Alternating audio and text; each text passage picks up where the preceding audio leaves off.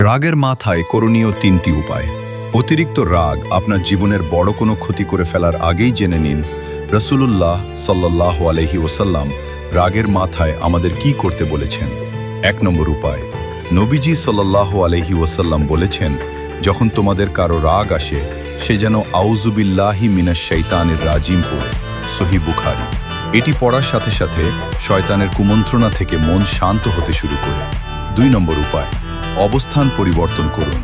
হাদিস অনুযায়ী রাগ অবস্থায় আপনি যদি দাঁড়িয়ে থাকেন তবে বসে পড়ুন, আর বসে থাকলেও যদি রাগ না কমে তবে শুয়ে পড়ুন।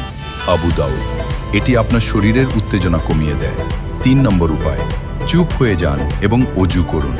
রাসূল সাল্লাল্লাহু আলাইহি ওয়াসাল্লাম বলেছেন, রাগ শয়তানের পক্ষ থেকে আসে আর শয়তান আগুনের তৈরি। আগুন যেমন পানি দিয়ে নেভাতে হয়, তেমনি অজু করলে আপনার রাগও ইনশাআল্লাহ ঠান্ডা হয়ে যাবে। আবু দাউদ। রাগ নিয়ন্ত্রণে রাখা একজন মুমিনের অন্যতম গুণ।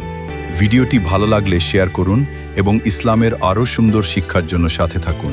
জাযাকাল্লাহ খায়ের।